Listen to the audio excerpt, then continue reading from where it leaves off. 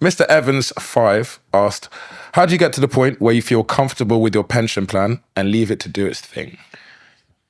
I don't know if you do. I mean, first of all, you've got to reassess it and look at it and make sure you're on course every few years. There's that study, isn't there, where they had, it's like Fidelity or something, quite famous, where they looked at who in their roster of investors, all their clients were the most successful, and they found it was all the dead ones. It was the people who left things alone and didn't touch it. So I think that speaks to the idea of leaving it. But I mean, you're talking to a guy who's got a personal finance channel. I'm not the kind of guy that's going to like not think about my finances. Just leave it. Do you know what I mean? Let it run. Yeah. Just leave it, guys. No, for me personally, I think about it a lot, and it's one of the funnest things that I do is like every month I sit down and I tuck my money away. But I will. Every year I'll probably do an audit of where I'm at, and then every 10 years I might like really try and consider, am I on course and should I be changing things? It's like we were talking about earlier, like as you get older, you need to de-risk. Yeah, potentially. But then, but also like things change in the world, right? So like, I guess every year if you look at your pension, things might have changed drastically in the new government, new war, new superpowers. So you want to make sure that things the problem with that then is you might be tempted to change things, and you should probably just stick with the course.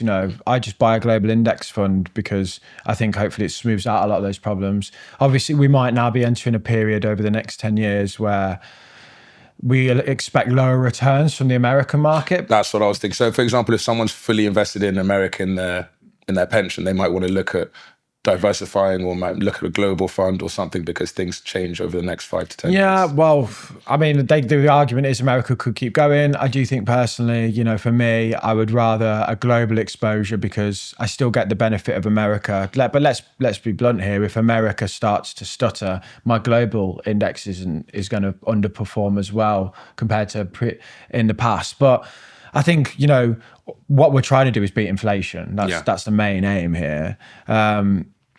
I think if every year that's okay.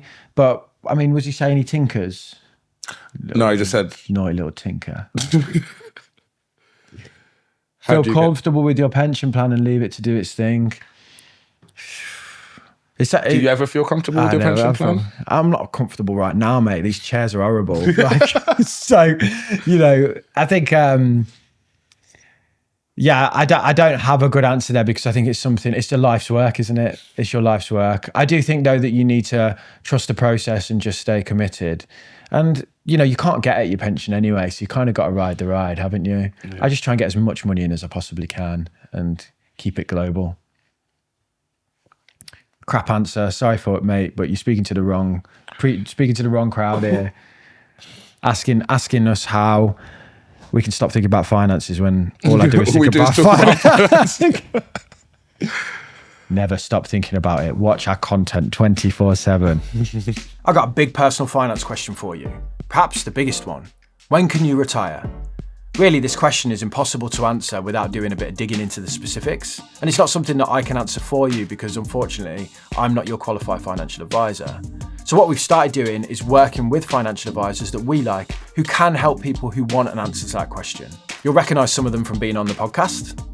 You can book a call with them. They'll take your information and using software and their expertise, they'll help forecast your financial future. If you're interested, there's more information on that service in the description for you.